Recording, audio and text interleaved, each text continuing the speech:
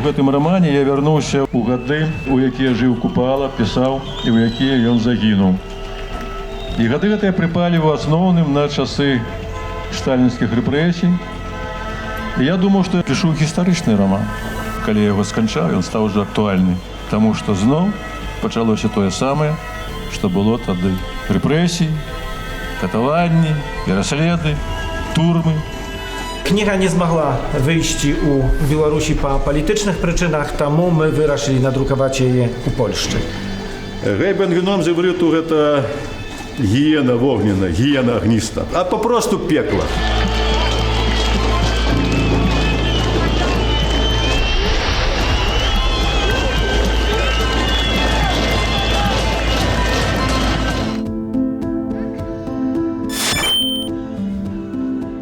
Роман Гай Бен-Гвіном я хочу написать довольно давно, все не доходили руки, а докладней не было во мне столько всего нарихтованного, как выплюнулось, с энергетикой за край. Потому что для меня что верши, что проза, когда я свою энергетику туда не укладаю, она дистанционная. Купалу я не хотел вывести у інший космос, коли хочеться, доволі давно. От того масштабу, який існує сьогодні у купалознавстві, у воспоминах, мені не хапає. Він ніякий не живий там. От стоїть, як быццам помнік у скверику. Ён усё ж Купала, ён нацыянальны геній. Одна гісторыя, яка больш-менш жывая, гэта ягонае каханне. І яшчэ ёсць одна вельмі істотная рэч у Лёсе Купалы, гэта ягоная загадкавая смерць. І я займаўся доўгі час тым, каб разгадаць, як гэта сталася. Тут версій некалькі. Ці яго забілі, ці гэта быў нейкі просто няшчасны выпадак, выпадкова ён там перкуліўся, ці, як любяць гаварыць тыя, хто не любіць ні Купалу, ні прэс, да што ён там, напіўся і зваліўся. І я прыклаў для гэтага немало намаганняў, я хадзіў у архівы Камітэта дзяржбяспекі, я ў Маскву ездзіў, расшукваць гэтыя дакументы, нідзе, нейкай паперы, дзе можна было дазнацца, як яно ўсё было, я не знайшоў. І раптам я падумаў пра тое, а што я, уласна кажучы, шукаю? От для чаго мне трэба ведаць, як яно ўсё сталася? Калі ёсць таямніца. І гэта вельмі важная таямніца у жыцці і смерці вялікага чалавека. Я зразумеў, што у меня павінна быць зусім іншая задача. Яшчэ больш таямнічай зрабіць эту таямніцу. У романе там прапісаны некалькі сюжэтных ліній, у якіх распавядаецца пра тое, што насамрэч сталася. І адна з версій тая, якую я лічу дакладнай. Але чытачу трэба угадаць, якая гэта насамрэч версія. А калі ён угадае, то я яму скажу, што гэта не так. Там ёсціка, апроч Купалы, яшчэ адзін персанаж.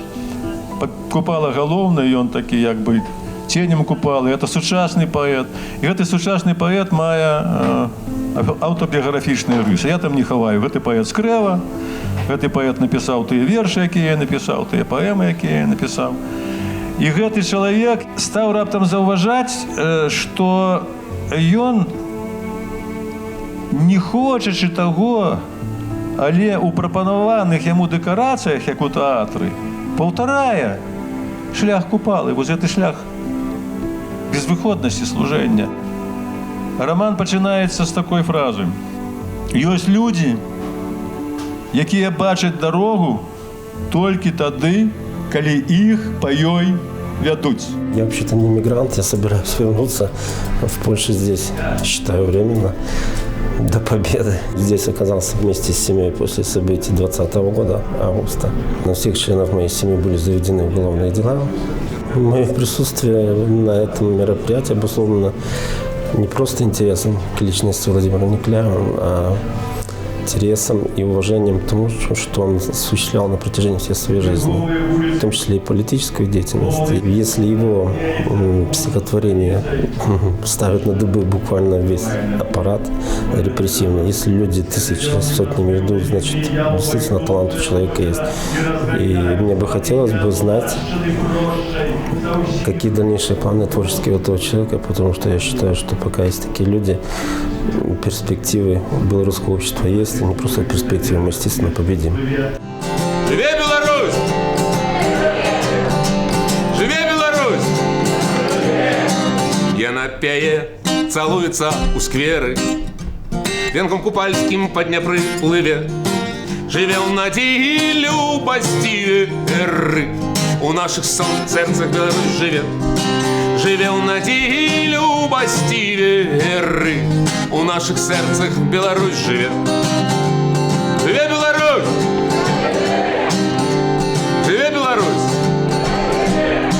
Яна живе у крові і смаргоні, на скрижаваннях часу гнёздує, і все летить кривицкая погоня, і час летить, і Беларусь живе.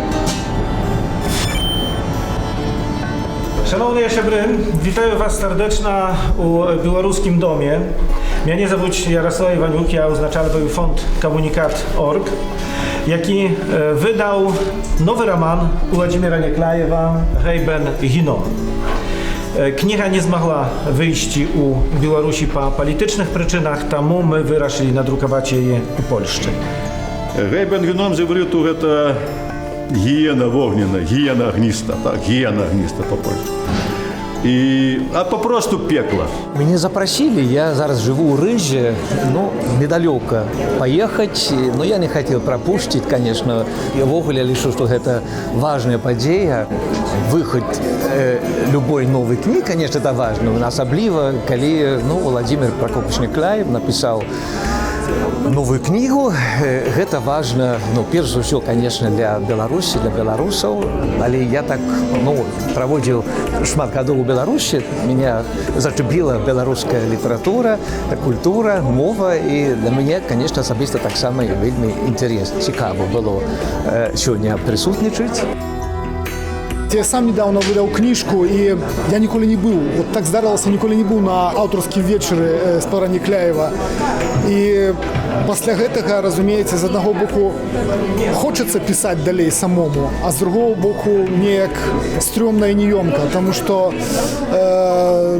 у сутыкненні з такім геніем пачынаеш адчуваць, крыху такую сваю слабасць. Сам Некляев казаў, што ён выпадкова даволі апынуўся ў палітыцы. Я з аднаго боку яго разумею, калі няма ніякіх інструментаў, каб бараніць беларускую культуру. Хацелася выкарыстаць і такі інструмент. Пэўна, сталася так, як сталася. Сам Владимир Прокопович кажа, што раптам з'явілася навокал столькі людзей, которые яго яшчэ паганялі. Ён быў не ў сваёй талерцы, пэўна, а пэўныя людзі выкарысталі ягоную вядомасць, ягоную адданасць беларускай справе. Я б вельмі цешуся, каб у нас быў такі прэзідэнт, як Владимир Некляев. Но так не сталася. Я думаю, што сам Владимир Прокопович не шкадуе пра гэта. Быў такі досвед у ягоным вельмі каляровым, насычаным жыцці. Это был 97 год. Лукашенко уже як бы выявіўся у своей сутности двумя референдумами, на одним из яких была отменена мова, державная символика вся национальная, а на другим он забронировал себе вечное место президента. Так было зрозуміло, чого він хоче, але ще здавалося, що покольки він якби свой, не з місяця звалився, ніяк можна скоректувати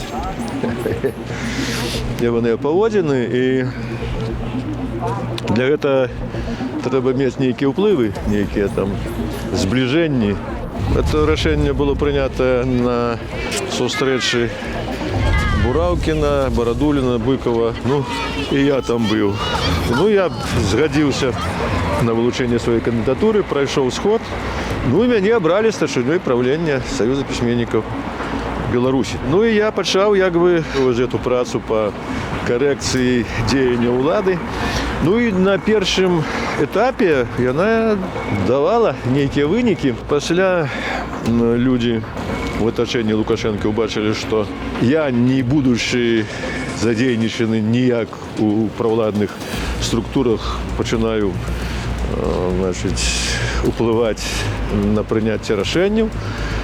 А для іх гэта было небяспечна набліжэннем да цела. Ну, яны пачалі ваяваць супраць мяне. І камандзірам у гэтых баявых дзеяннях быў такі Заметалін, Владимир Заметалін, палкоўнік. Ён быў і ў свой час у адміністрацыі Лукашэнкі, пасля ён быў віцэ-прэм'ерам, які аднойчы ў нашай шчырай размове сказаў: «Я цябе, Некляеў, пахаваю». Наўпрост. Я арганізаваў сустрэчу Лукашэнкі з Радай Саюза пісьменнікаў, па выніках якой быў прыняты некепскі дакумент. А тут Лукашенко шась у Кремль да Ельцина і падпісвае саюзную дамову. Зразумела, усім было тое, што нясе гэта дамова. Яна нясе знішчэнне Беларусі. Вось тое, што адбываецца зараз, гэта вынік падпісання вось гэтай самай дамовы. Я сабраў раду пісьменнікаў, і рада прыняла вельмі жорсткую заяву супраць падпісання гэтай дамовы. Там было названа проста, што гэта здрада нацыянальнага інтарэсу. А я ўжо залятаў з ім. Памятаеце, ён лятаў па Расіі, па рэгіёнах. Гэта дзіўная рэч была. Прылятаем там у нейкі абласны цэнтр. Сустрэча, там губернатары стаяць. Дываны сустракаюць як прэзідэнта Расіі. На плошчы плакаты, транспаранты, Лукашенко, наш прэзідэнт. Ашалеет. Гэта не бздура была, ён рэальна думаў, што ён увойдзе ў Кремль. І ён ведаў, што я гэта ведаю. І калі я, ведаючы гэта, прымаю такое рашэнне, я станаўлюся ў поперак яго самым-самым сакральным, сакрэтным і несакрэтным памкненнем. Ну і ён зрабіў тое, што зрабіў. Сабраў на нарадзе сілавых структур, наўпрост даў загад разабрацца з Саюзам пісьменнікаў і са старшынёй, якому па недаглядзе была ўручана дзяржаўная прэмія, разабрацца яшчэ з тымі, хоць ён сам падпісваў эту прэмію, разабрацца з тымі, хто, значыць, як бы гэта не ён эту прэмію падпісваў, ну і гэтак далей. Ну і пачалося. Забралі у нас ўсё, што мы мелі. Калі я з'ехаў, ужо не вытрываўшы гэтага ціску, у замежжа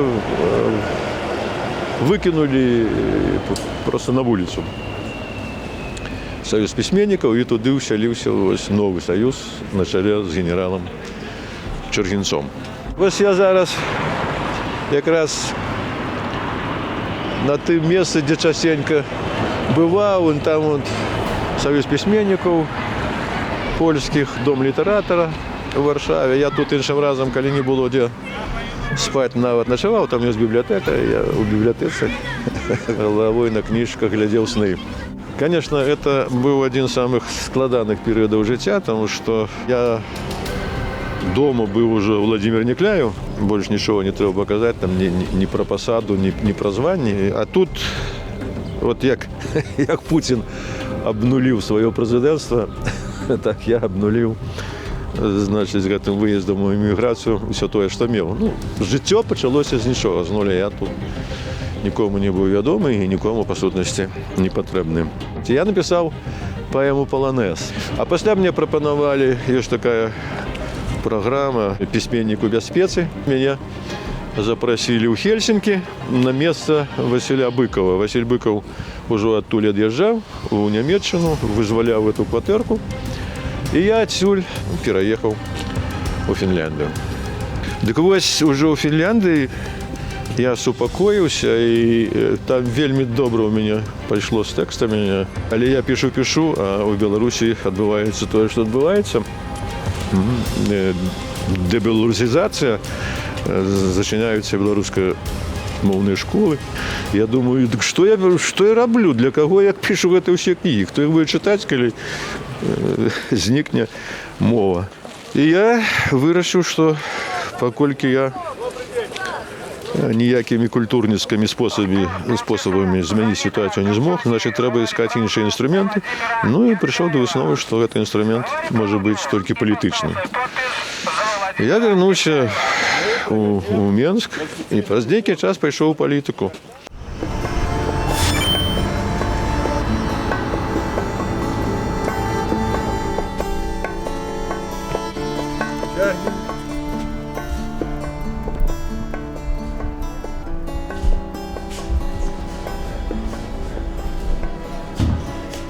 Dobry dzień, witaję serdecznie. Wielmi serdecznie. Andrzej Szczepaniuk, dyrektor Hetarz Liceja. Ну, директор має мільйон таких. Pan Władimir, woś moje wiersze, jakie ja tak samo napisał i prezentował w Mińsku. Tak что za chwilę, коли ласка, może siadźcie na chwilę. Ja tak samo w niebie piszę, tak что wierszem czytałem, taką, u jakiej was cytują. Ну, видання файне видання. A za chwilę ja zaproszę was krychu paści po licei, kap niekalki skazał, ja skażu pra licei. Ні, так ми тільки гэта прийшли, каб ви нам сказали, як тут з вашим ліцеєм білоруським справи, бо з нашими білоруськими ліцеями справа дрень. Wiedają. Mnoha temu годов назад ty nasz licej współpracowniczał z Kolosowskim Liceum u Mięsku. Kolas tak samo bywał, to wtedy ja tylko co poczynał jeszcze pracę jak nastavnik. No ale sztoż i tego liceja, jak to wskazać i... Zresztą ja był tam nawet u Mięsku, kiedy począł tylko pracę. U tymże licei, kiedy on jeszcze u początku 90-tych funkcjonował. А коли ён перестаў функцыянаваць, там стаў суд і там мяне судзілі. A no tak, to a tym tak samo doskonale wieda już to już taki, no się odbywaється nie tak jak trzeba, no ale co zrobisz? Ой, так, Bo naprawdę to wielmi cieszę się, że to możemy wydawać wasze kniżki, ale to my chcieli tam u was wydawać swoje, a nie tu. Licej niewielki, kierujemy włóczyca kala 200 osób, było kilku больше, ale to po różnym przyczynam tych uczniów mniejszy i niż demograficzny i jeszcze mnoha. No i to jest to nasze taki kalidor nasz najważniejszy, to jest to zawsiady zdziwiała wszystkich tych przedstawników Republiki Białorusi, jak ja przyjeżdżali tu, że u nas jest pagonia i czerwono-biały, ściach i wszystko inne. I zresztą nie to pomagało nam niczym, to jest to odbywaється i odbywało się u Białorusi. No, kiedy moje włóczni jechali na ekskursję, a starali się kaprasu, choć oni pojechali gdzieś tam, przynajmniej po historycznych miejscach, no to oni przyjeżdżali i mówili, no bo co nam wyuczać białoruską mowę, kiedy tam się po rosyjsku odbywaється. No, bo, Все, ну і не звінаваціш ні ў чым. Чалавек істота па сутнасці сваёй лянотная. Для таго, каб ён нешта рабіў, яму патрэбная матывацыя. Без матывацыі ён будзе ляжаць, як у гэтым анекдоце пра Афрыку, чакаць, калі банан упадзе, правильно? Калі была матывацыя, калі вот на нейкім адрезку часу, ну там канец 80-х, пачатак 90-х, ну вот увялі дзяржаўную мову, сталі даплочваць беларускім моўным настаўнікам і далей. І пашлі на філфакі пашлі вучыцца, як знікла матывацыя тых чаго. Больш чым 20 гадоў назад я тут быў, і тады ўжо абазначалася тэндэнцыя да скарачэння беларускай мовы тут у школках на Падляшшы і ў гэтым ліцеі, а цяпер яна ўжо абазначылася трывала, і тут нічога няма дзіўнага. Без падтрымкі беларускай дзяржавы, без яе зацікаўленасці ў тым, каб тут на Падляшшы заставалася Беларусь, конечно, ўсё от ісыдзе. Władimir Nieklajew гэта паэт, гэта празаік, гэта перакладчык. Пра гэта можна даведацца, хопіць упісаць гэта ў інтэрнэце прозвішча. Але ўжо, каб даведацца, што спадар Władimir Nieklajew найбольш любіць шчырасць і мужнасць, гэта ўжо трэба крышку пашукаць. А так ёсць сапраўды. Пра тое, што быў ён намінаваны беларускім пенцэнтрам і Саюзам беларускіх пісьменнікаў да літаратурнай узнагароды Нобеля, таксама можна знайсці, але ўжо, каб даведацца, што найбольш ён верыць у сяброўства, гэта таксама трэба пашукаць, а ён менавіта найбольш верыць у сяброўства. Тело на захад, а кроў выцякае на ўсход. Мёртвы народ сам сябе ўжо не помніць жывога, гэта такая трагедыя. Мёртвы народ, гэта такая камедыя мёртвага Бога. Вельмі важная сустрэча. Ну, гэта чалавек-легенда, чалавек вельмі важны для беларусаў, але таксама для беларусаў Польшчы, таму што мы глядзім на яго як на нейкага такога туза, так? на нейкага чалавека, які вядзе народ не толькі як палітык, але таксама як паэт, як пісьменнік, які мае цудоўную беларускую мову, які таксама сам як człowiek wielmi ciekawy. Bielsk Podlaski to taki niezwyczajny город u Polszy, który nie mógłby nie być na dorozie Władimira Nieklajewa, kiedy on przedstawia swój nowy roman. U Bielsku Podlaskim żyje białoruska mniejszość, która tu zawsze przeżywaje. No jest to, że Białorusy, którzy przyjechali jak diaspora. Spotkanie przeznaczali, прыгажуні по весні, незанятымі вачамі паглядалі на мяне, аднойчы паглядзела, не чужая, а свая, бела, бела, бела, бела, беларусачка моя.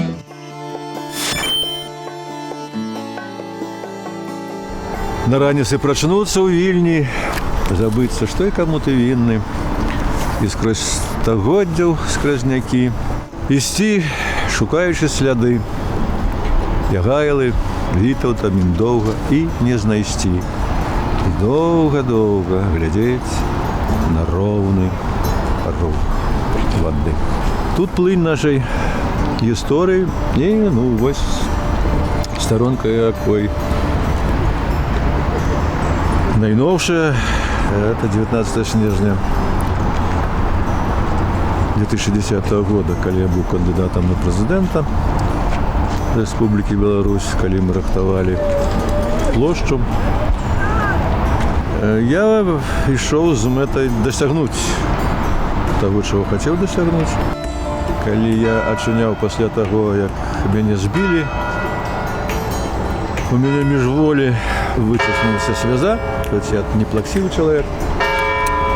Вось я пачуў такія як бы званы па той надзеі, па той мары, па тых планах, якія я у сабе насіў. Я адчуў паразу. Это было такое горкае, такое балючае адчуванне. Я шмат на гэта высілкаў часу, нерваў патраціў, каб быў вынік, і яго не сталася.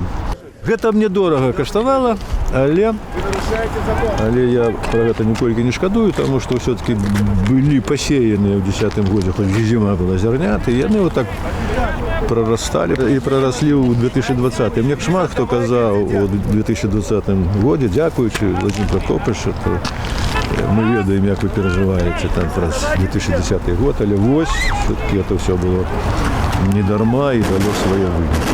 Вось з гэтым я і згадзіўся. Это быў спецназ «Алмаз», міліцэйскі спецназ. У іх быў загад не даць нам прайсці на плошчу. Яны перахапілі нас на Нямізе па дарозе да плошчы. Вось тады былі скарыстаныя ўпершыню выбуховыя светлавыя гранаты, там пораненные люди. Вот там уже кровь была, там уже ледь не позабивали людей. И меня персонально бил начальник этого спецназа, який зараз наместник министра внутренних справ. У непритомном стане я лежал под кропельницами, меня поклали в реанимацию. И ворвались сирот ночи, моя жонка была только в палате, все вышли. Мне голова, абсолютно голова, я лежал под кропельницами. Потягнули за ноги по коридору, жонка моя кричала. И бедную швену маленькая там об стену шандарахнули. Тады я адчуў страх. Вот когда меня тягнули, а мороз тогда был, вот, если вспомнить, ночь с 19 на 20, то это был недзе за 25 градусов мороз. И першая думка, якая меня пронизала, ну, коли я на меня голого тягнуть на такий лютый мороз, то яны ведаюць, что уже апратка мне не спотребится. И я скручивал шею, коли яны кинули меня в микроавтобус это свой. Але что там скрутишься на подлозе лежишь? И старался зразумець, вот, куды машина поверне. Ну, шпиталь же хутка дапамогі уже амаль на выезде з Менску, так? И коли она поверне вот налево тут, значит, это город. Ну, тогда в городе я не буду стрелять в землю, закоп. А коли направо, то конец. Ну, бо уже ж были выпадки. Гончар, так, Красовский, Захаренко. Можно, конечно, ляпить себе героя или человека, то есть человек. И у нас же не только там дух, але ну, физика, химия, это процессы идут без конца. Реакции, и, видать, незалежно от того, яким моцным по духу ты себе уявляешь, там нечто спрацовывает. І ось цей страх на холоді, голий, на подлозі, до якої я прилип на морозі, я вспотів від цього страху. І коли мене привезли у турму на КГБ, я зрозумів, що це турма, бо я побачив людей у формі. Я був такий щасливий, як мало коли був у житті. Ну тут вже при свідках, при людях мене в потилицю не забьют. Еще там меня наполохали, что праз мяне там люди загинули на площади. Ну, им треба было психологично меня зламать. И мне показали, ну, замонтованный видеоролик, площадь, и лежат скрывавленные люди. И они не рухаются, ну, так знято что-то, и они только у неких позах таких. И не зразуметь, там, глядячи, мертвые, они те живые. И мне, значит, ну вот, посмотрите, что вы наделали, сколько людей из-за вас погибло. О, вот тут было. Я поэт, для меня каштовность человеческого життя – это абсолют. И тут я виноватый, раптом оказываюсь в том, что загинули люди, а значит, я виноватый перед их детьми, перед их батьками. Боже мой!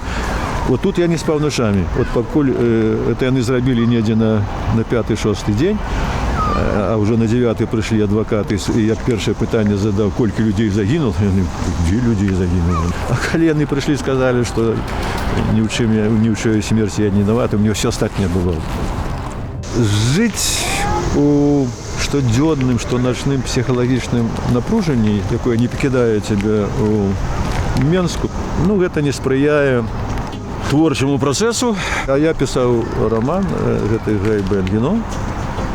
И я тормознулся просто, не шло у меня далей. А я вельми хотел дописать этот роман, и я съехал в Швецию, как его дописать. Не ведаю, те апошние гэта з того, что я написал, але на сегодняшний день это бодай самое значное и для меня цікавое з усього створено, потому что я вот як би провел там, ну, працу над помилками, так от. Не скажу, що моє життя було безгрешним, ну, ні в якому разі. Але якби тим романом я спробував від цього очиститися, і шмат чим, мені здається, удалося це зробити. Зараз ми от у Вільні, а перед тим були у Польщі по той простій причині, що видати роман. І раніше було непросто, але гэтым разом мне просто это не удалося. Хоч я навіть звернувся у державне видавецтво, у мистецьку літературу, дослав їм рукопис, попросив, ну, коли є некие недохопы, то указать мне на это недохопы, я их обов'язково виправлю. Ну, ясная справа, што там атрымаў я адказ адпіску. І недзяржаўныя выдавецтвы зараз вот пад гэтым ціскам на ўсё беларускае, ну, пабаяліся, так скажем, рызыкнуць. І я не асабліва настойваў, бо ну як я магу настойваць, каб выдалі маю кнігу, калі пасля гэтага раптам это выдавецтва знішчыць. Ну, як я буду выглядаць? Таму знікла вот эта ідэя выдання кнігі за межамі Беларусі. І спачатку мелася бы проста выданне кнігі, а пасля ўзнікла вот ідэя і яе прэзентацыі у той краіне, дзе яна выйшла. Чаму? Таму што тут раптам аказалася беларусаў 200 000. Прычым тых беларусаў, якія чытаюць. І усе залы ва ўсіх гарадах, якія мы праехалі, былі поўныя.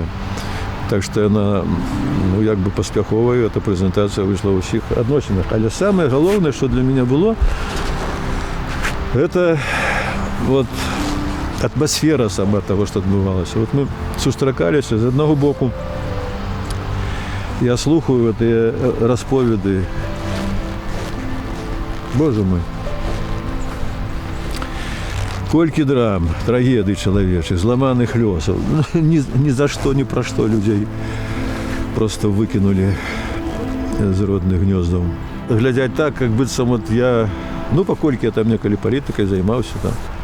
Ну, нешта магу зрабіць, а вот змяніць сітуацыю, а што я магу, калі я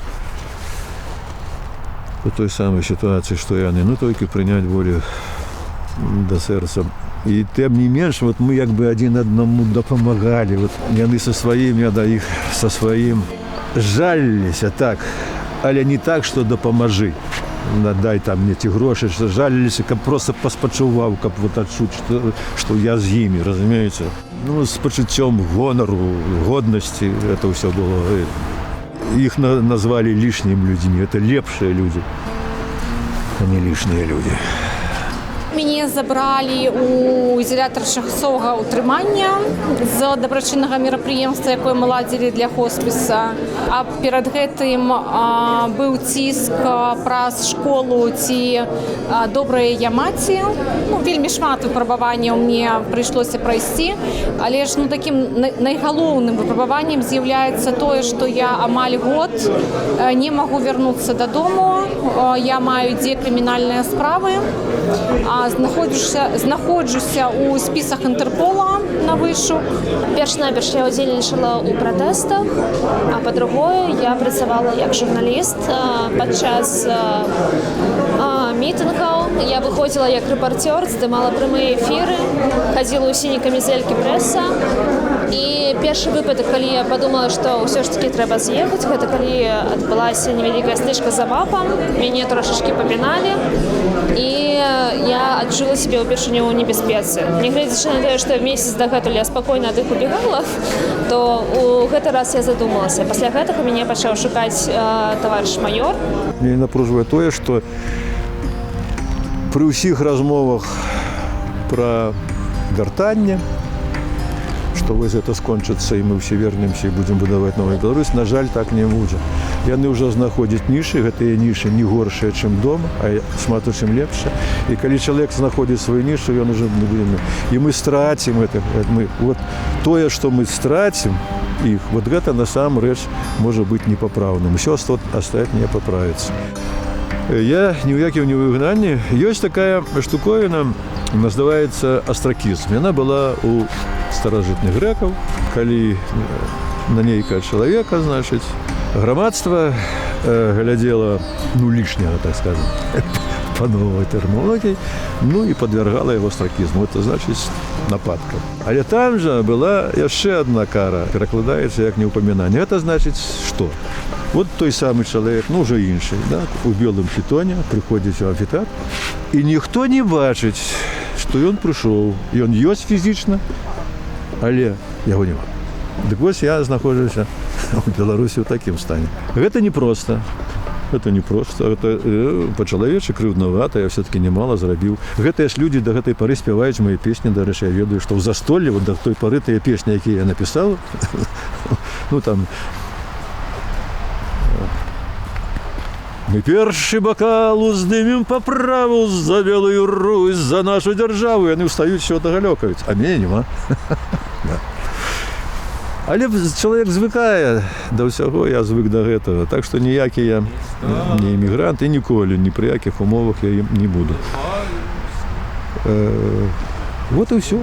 Под окном, за дымом туманом, а там у тумане, а там у тым окне, ой, ды няма мяне на роднай стороне. З дальней стороны додому сам гукаюся самому, тому дому клёну тому. І пливуть, як сни, з дальній сторони додому, з дальній сторони додому, з дальній сторони додому дим, де тумани, там босія сляди, там небо голубо, там от живої води, так горько на губах, там житом узышлі і заплялися в лёс. Гнев стишаной земли, спев зрушаных небес.